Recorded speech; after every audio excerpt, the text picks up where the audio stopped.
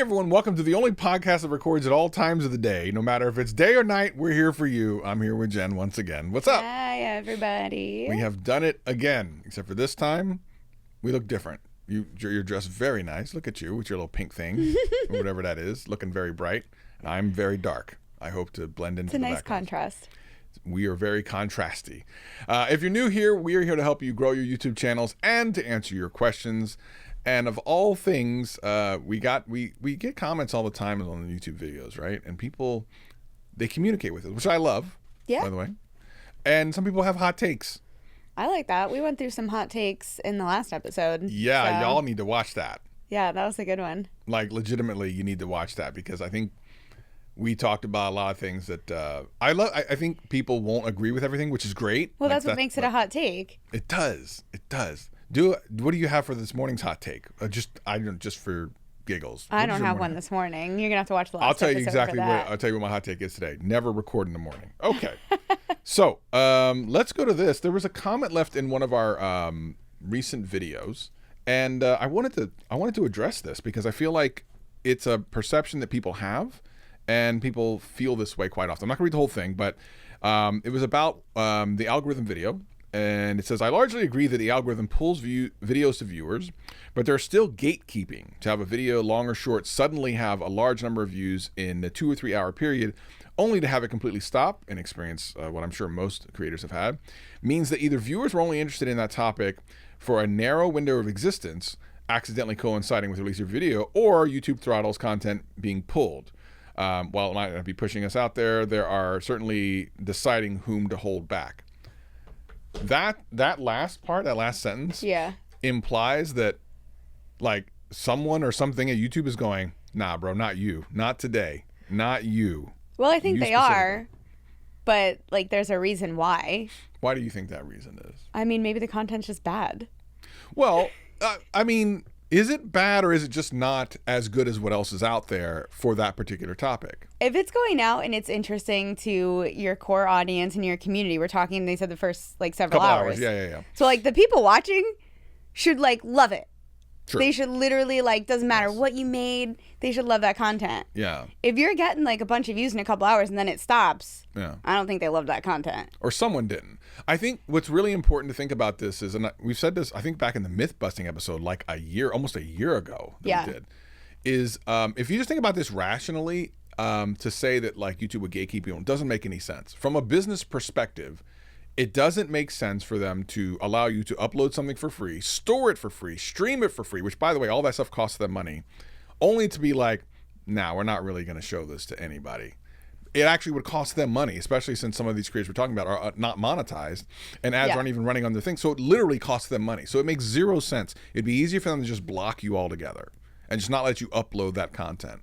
So it makes more sense for them to try to find the correct audience. And it could be that within that time period in which you've uploaded, they can't find anyone right now. Maybe they will. Like we've seen this on our channel, as a matter of fact. One of the videos that just recently popped off about the Outdoor Boys, it took like 6 months. Like it was dead.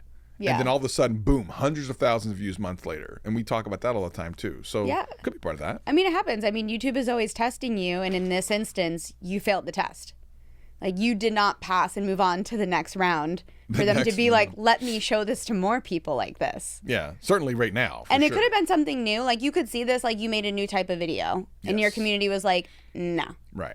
But that doesn't mean over the course of the next 3 days, 7 days, month, it's not going to test that video again with different people. This is why we see 8 of 10s and 10 of 10s. I don't know why I never say 9 of 10. I feel like no video is ever 9 of 10. It's a weird number. Like it's literally like I just don't even think like video like 9 of 10 exists. You feel like it's 10 of 10 or 8 of 10, never. Yeah, it's never a 9 of 10. It's a wild one. Like it's weird. I don't know. They're just like it's a place they just eventually float to. They never like register as a 9 of 10. They never stop. They just kind of they get just pushed kind of down. like get pushed around. Yeah. But those videos find the right audience and then they start to see that traction. So just because it didn't happen in 3 hours, you know, it's getting rid of like victim mentality on YouTube. Yeah. And just moving past it and trying to do better. Yeah, the thing is, the vast majority of videos that go out experience this type of growth. Yeah. They pop it first because, you know, your subscribers and people come to your channel, watch it, and then it slowly trickles off. Sometimes it shuts off immediately, but then if it's a good evergreen video, as we talked about in the previous show, then it'll continue on. Yeah, but That's what you normal. said right there is like so good. Like the video, no matter what happens, it stops. Yeah, at some point. It just stops. If yours yeah. stops after 2 or 3 hours, well, that's when it stops. Yeah, if yours stops after 24 hours, well, that's when it stops. That's when it stops. Right. Yeah. But like you have to change your mindset where you're being like punished. Right. Like you're not. You did a great thing. You made a great video. Yeah. You had that success. Right. And now you have to figure out how to get more of whatever you're looking for. Yeah. So how do you become better so that you move on to that next round? Right. And if you actually, especially if you've done research in it and you kind of know this is something that works. Yeah. It doesn't mean every single one is going to work, even though you're like, That's I'm true. positive this video is going to work. Especially if it's the first one. Especially if it's the first one.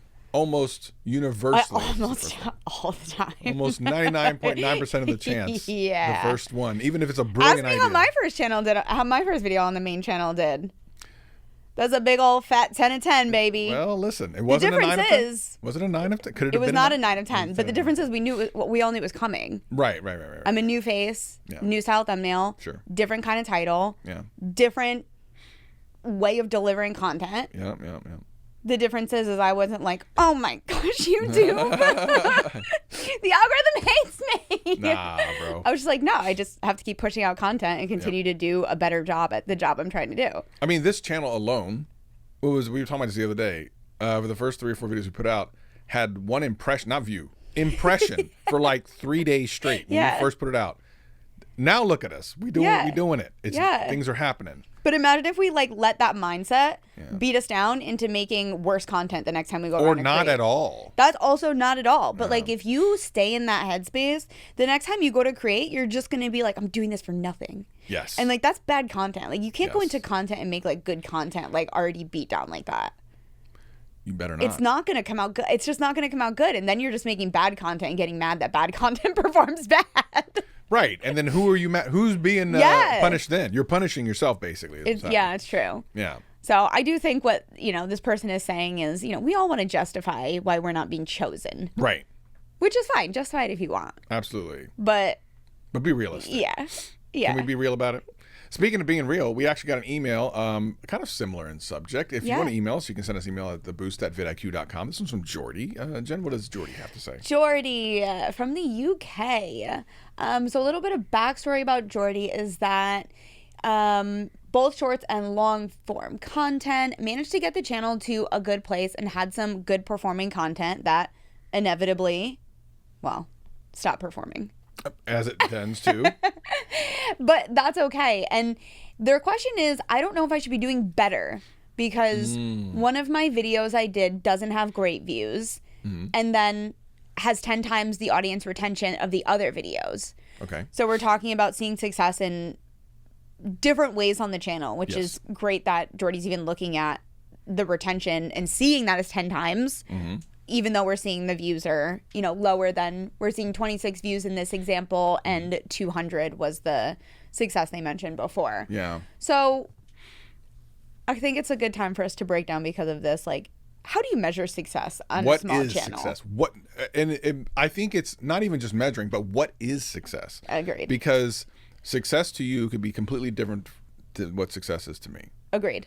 I always bring up the case in point. I was watching this YouTube creator that I'd watched for a long time, still watch to this day. And he was talking about a specific series of videos that he wasn't going to do anymore because they were not successful. Those videos averaged over 100,000 views. He considered that not successful. So he's not going to do that series anymore. Most people would consider that successful and would continue that series on. So to know what success is, and it could also be, if you're a how-to channel, it could be how many affiliate sales that I drive. You don't even care about the views. You don't even care about the subscribers. It's like, I'm trying to make money off this. So what is your level of success? If it's a number going up, what do we always say to do? If you just want the number to go up, what do you do? Oh my gosh. You do shorts. Just we stop. Just stop. No. Do shorts. No. But yeah. If you want to feed your ego in like the most basic way, that's what, do shorts. Right. That's we say it all the time because that's what it is. But the community we have here, that's not usually their goal. And that's why it's such like just blanket advice. Right. Like go make shorts. Yeah. But we want to encourage you to deeply think about what is going to make you happy. Yeah. Why do you want the views that you want? Like, there's usually so much, like, such a bigger reason behind that number. Like, if you're like, I want 1,000 subscribers. Why? Yeah, why do you want those 1,000 subscribers? If you literally don't have a reason and you're just like, I want 1,000 subscribers, just go make those shorts. Yeah, and you'll be done. And you get it. You'll get mark. it. You're done. But that's, I mean, I've never heard that just really be the case. Of like, just literally like, I just want this number of people to be following me. I think it's a great exercise to do on your own, to write down like 4 or 5 reasons that you want success and what you think success is, and just ask yourself why for each and every one of them, and be honest with yourself. If it's really just an ego boost, that's okay. Yeah. But write down the answer, and then start. We all love a good ego boost from time to time, but driving a channel, the longevity of it off of an ego boost, you're gonna fail. You're definitely gonna have problems. Like, that's not. You don't need the advice podcast. You don't need we can tell you main one channel answer. Don't do it. You're not here for the real strategy. It's not going to work out. It's going to be bad. We wish you the best. Yeah, we do. Peace and love. We hope we're going to pour one out for you once you get them 10 of 10s in a row. But we're going to pour one out for you. I'm telling you. Yeah. So besides success, like, again, what do we look at then? What are some things like you would say are just examples of different ways of looking at success?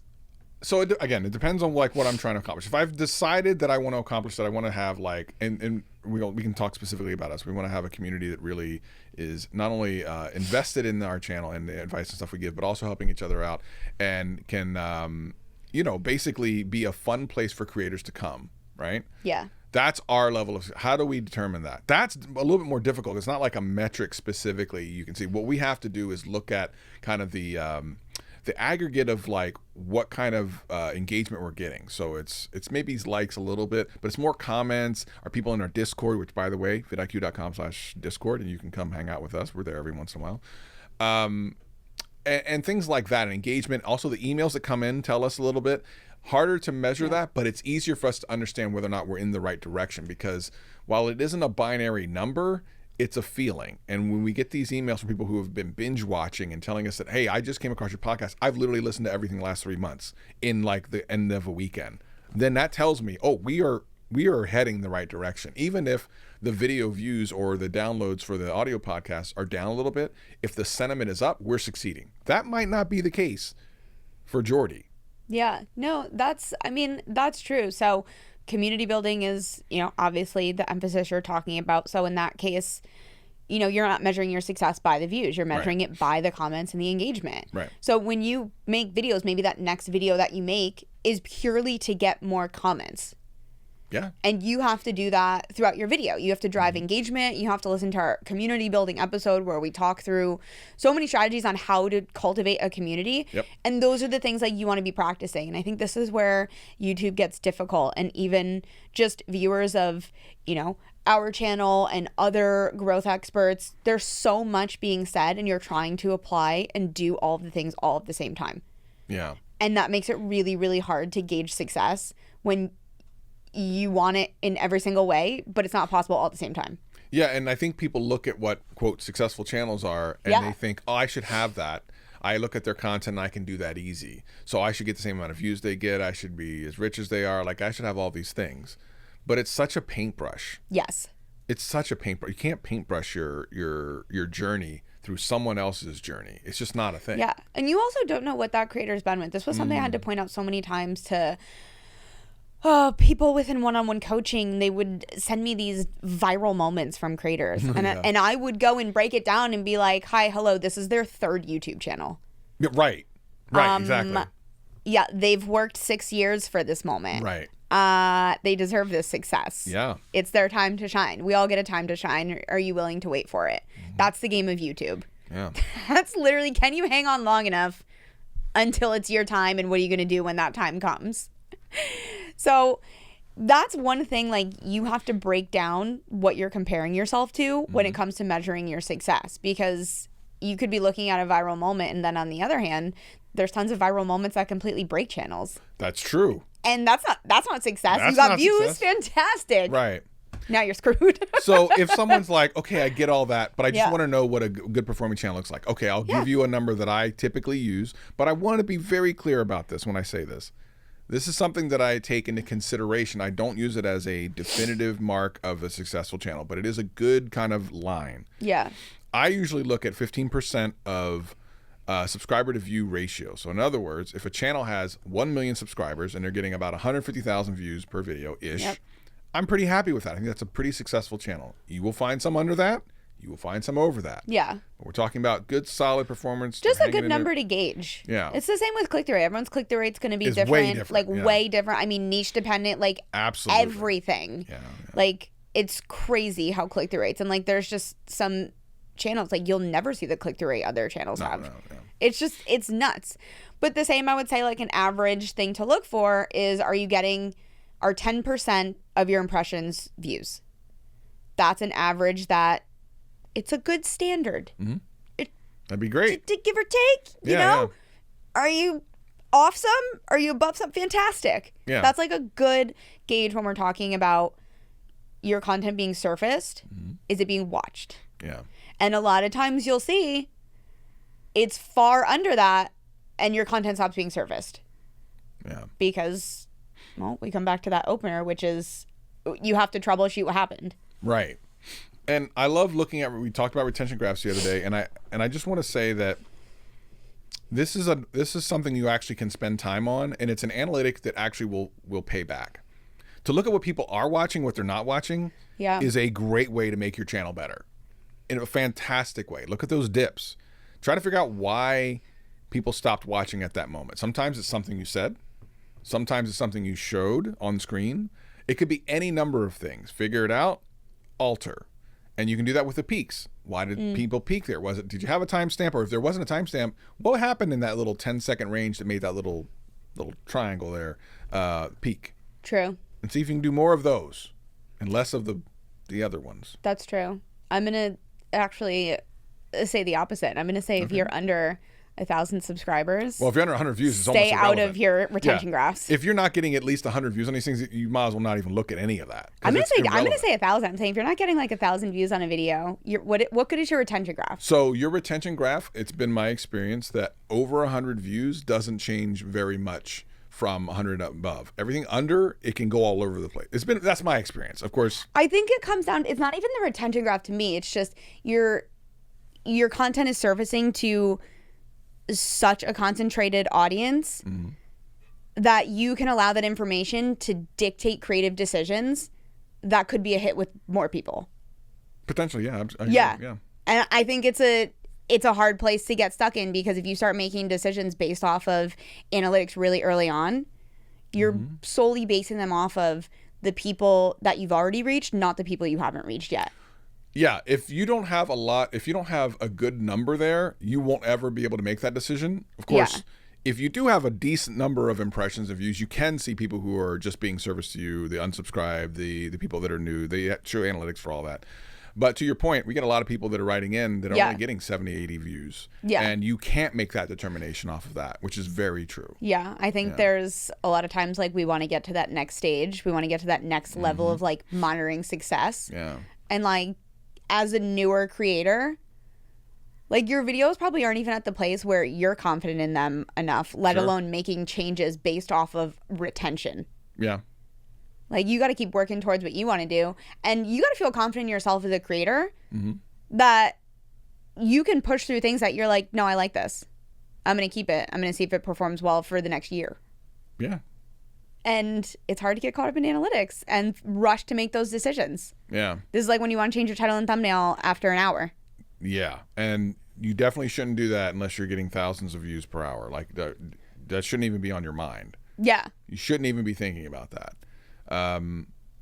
It does make a difference once you're getting thousands of views an hour, but before that, you might be shooting yourself in the foot. And that's why A/B testing is kind of one of those things where as a smaller channel, you maybe shouldn't even be using it, because 9 times out of 10, it's going to come back that it's inconclusive. Yeah. Like almost every single time. And it'll take 2 weeks to get that because you don't even have enough impressions for it. So it's like you waited all this time for nothing. It's true. And it could actually be hurting you more than helping you. The other thing is, like, so many people, we've talked about this before, like they don't even use A/B testing right anyway. Like to put like 3 different shades of color in a thumb. They need to be completely different. Otherwise there is no point. And now we're hearing that there's title A/B testing, which was something that they've kind of said maybe they were going to do, but I think that's something they will do. Yeah. And I think that it's really important to be able to know that that's not going to be much different than thumbnail testing. You can only do so much as a smaller creator, and you should just swing for the fences and give it a shot for a while. And if it goes, it goes. If it doesn't, change it. Yeah. This is why you have to set your own ways to measure success. And if it comes down to if you're really hooked on this retention, like you can also be the judge of your own content. You can also watch through your own content if you don't have the data yet, and just make a decision. Like, did I do better on that opening hook for the next video? Yeah. Like, you don't have to rely on analytics. This is also like creative growth. Maybe watch back your content and you're like, I felt really awkward in the way I delivered my opening hook. And the next time I make a video, I want to make sure that I feel more confident when I watch it back, that I sound more natural on camera, that I'm practicing, different skills that aren't in your analytics. And that's a level of success too. Getting better as a creator, like that's technically available in your analytics, but not really. Like, it's not celebrated. So would you say that if you're shooting a video and you don't need to do as many takes or as many revisions, or you stumble less, is that like a level of improvement that you'd be looking for, or do you think that's irrelevant? 100%. That's success as a small creator, because as a small channel, a new YouTuber, I mean, you're not going to have that breakout moment. This is the time where you have to build those skills so that you allow yourself the strength to make content that's worth those breakout moments and just get better. There's tons of skills and habits that all of us have that we can watch back our content and be like, ooh, I got to work on that. Yeah. Ooh, I got to work on that. And that's just growth. And that, making that next video and being like, oh my gosh, I looked in the lens like 90% of the time instead of wherever you were looking before. Yeah. Around the room, the ceiling, I don't know, your script, your teleprompter, whatever it is. And you watch that back and you're like, that's amazing. I greatly improved my skills as a creator. Yeah. And I delivered that so much better. I think those are the things you should be focusing on, because at the end of the day, who's going to want to watch a video? Say that video does get breakout and YouTube's like, let's show this to 100,000 people right now. Which happens, right? Yeah. It's always the one you're like, I spent the least amount of time on and I feel like it's and it just goes somewhere. Yeah. And people watch it and they're like, oh, you're not very good. Right. Like, well, wait, no. I promise I'll get better. This video's 3 years old. Stop looking at it, please. So that's why you want to continue to measure success in so many different ways. It's not just analytics. It's thumbnail design. Obviously that's going to be slightly measured by a click-through rate. Yeah. But also, you as a designer, if you're making your own thumbnails, that's a really challenging thing. Yeah. Some of this will be helpful if you have a community of people that are creators just like you. And I highly recommend going to something like our Discord, where you will be surrounded by other creators, because one of the things that a lot of us kind of deal with is none of our family or friends understand what the heck we're doing and have no way of giving good feedback other than, good job, Johnny. You did good this time. It was a great video. It was wonderful. You have no idea what I'm talking about. Yeah, loved it. Thanks, Mom. So I think it's important to be surrounded by people, especially if they're in your niche. It's very helpful as well. Yeah. To be able to give you critical feedback that's honest and also something that's relevant. Yes, relevant. Definitely. Relevant feedback is the biggest thing. Yes. Yeah. Because imagine you made a video, and I do this with friends all the time, where we critically give each other feedback on the story structure, ways to frame it differently next time.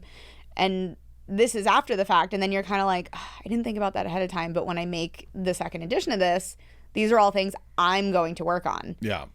And that's success. Yeah. That's now not only trying something new is success in itself. Right. But practicing things like storytelling, and that might be more advanced for some of the people we have listening, which is totally fine. It just goes to show measuring success is an endless scale that just goes far and wide. And that's exactly what I was saying earlier, is your level of what you think success is for your own channel will change over time, because unfortunately as humans our bars tend to change. Yeah. With our level. So again, like I think Jen and I were talking the other day. We were saying, hey, you know, it was cool when we were getting 100 views on the YouTube channel per. Yep. We were pretty happy with that.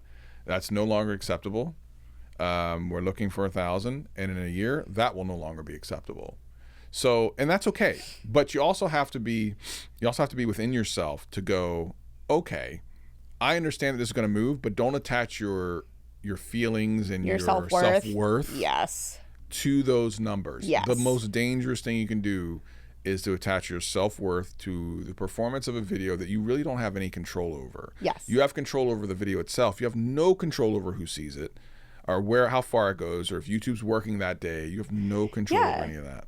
The algorithm's on a break. You don't know. Yeah, it's taking a smoke break. I thought, like, you don't know. Yeah. That's a good one for that short series that I was talking about. Like what is it? The Affleck taking a smoke thing. Like that's the algorithm. Yeah, your video comes out in the YouTube But algorithm. it's true, though, and I think that's the fun of YouTube. I literally do. I think that if you don't think that's the fun of YouTube, you're one of those creators that don't last as long on the platform as other people. You have to like the. You have to like the gamble. Everything about it. You work so hard, and then you put it out there, and it could be a total flop. It could be a total hit. You literally never truly know. You could have gut feelings. Sure. But you never truly know. And I think that's the most addicting part of YouTube. Are you basically saying you have to marry YouTube for the better or worse? Yeah. Yikes. Pretty much. Yeah. And you have to really commit to it? Yeah. I mean, you don't have to commit, but you have to be okay with their decision. That sounds like marriage, which is why I never got married. I'm very worried about other people's decisions on my life. Yeah, no, it makes sense. And I think what people see when they first become a YouTuber is all the cool things that they're creators that they watch. Yeah. And they think, oh, it must be easy to be successful. Yeah. What they don't know is everything before it. Because while it can be a great job, it can be a great career, it can be a great path forward, just like your 9-to-5 that you have. Yeah. You know, that maybe someone comes to your job. Maybe you have a job that people think is really cool. Maybe you're like a scientist. And I go, wow, I went to, you showed me your science job, whatever that is. And I think that's really cool. I think that looks cool. I think maybe I should do that. Bro, all them hours of school that you had to do to get there that I don't see in that moment, you're showcasing the end of it. Same thing with YouTube. You're being shown the fruits of the labor. That's true. You're not being shown that iceberg that's underneath the water that we talk about so often. All the things that happen before that. So for me, success is, are you doing something that you love and you're passionate with, that other people are finding happiness and passion with as well? Like, are you reaching those people that are just like you, that love that same thing that you love? To me, that's success. I like that. That's, your success. I think that's really fun. Yeah. If you are struggling with success, why don't you leave us a message? Why don't you give us an email? Why don't you send us a comment? You can email us at theboost@vidIQ.com. You also can text us if you are listening to the audio podcast. There's a little text button there for that. One last thing. Did you bring the game, or no? Did you not steal the game from the hotel? I do have the game. Let's play a real quick game to end this episode. It should be lots of fun. Jen routinely steals the game from the hotel she stays in when she comes to Seattle. We don't want anyone to know what hotel it is to know what game she's stealing, but it's irrelevant, and you can't prove it anyway. That's why we don't want people to know. Allegedly. For the game, not where I'm staying. No, allegedly. By the way, this is all alleged. You can't prove any of it. But here we go. So what is this game, and what are we going to do with it? Oh, it's a pink box. Yeah. Well, you can, Beautiful. while I get this out, you can It intro looks what like- we did last time. It looks like bubble gum. I think the last time we did, these cards have words on them, and we made, I think, video titles, just like quick fire off the words, and it was ridiculous. So my hope and desire is that it's maybe equally ridiculous, I think. Very bubblegum flavored colored, which, by the way, if you haven't seen the last couple episodes where we ate gum of different types, you should probably watch those. Okay. All right. Here we go. So, am I picking? Here, you can take half. All right. So, am I giving you a card, or am I just picking one and you have to make? Ooh. How do you want to do this one? Let's see. I don't think we pick. It's got to be random. Okay. We'll alternate. All right. And we'll see who can come up with the better title. Okay. Oh, topic or title?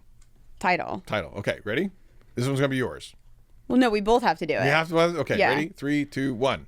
It is koala. Koala. One koala versus 100 koalas versus one man. Koalas are meaner than you think. Here's why. Here's why. Click. All right, fine. I'm definitely watching that one. I thought koalas were nice. I don't know. I just Bro. know that there's one like place I think in Sydney where you can hold a koala. Like it's only in Australia. There's like a specific place you can hold a koala.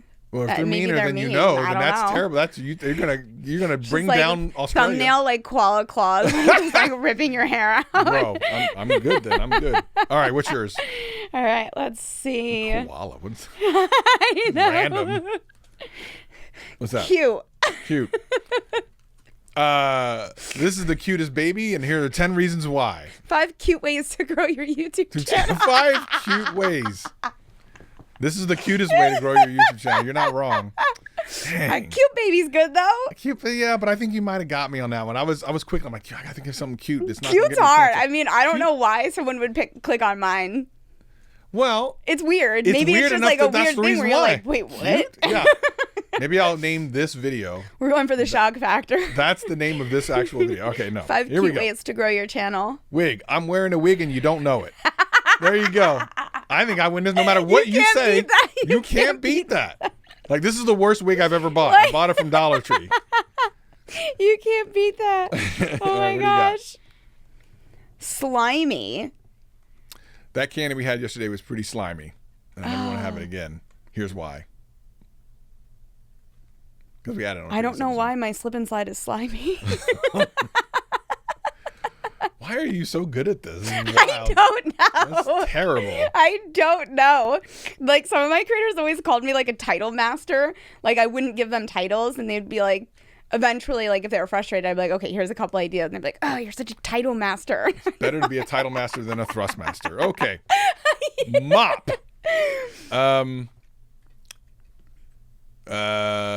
Why your mop is dirty and 3 ways to clean it.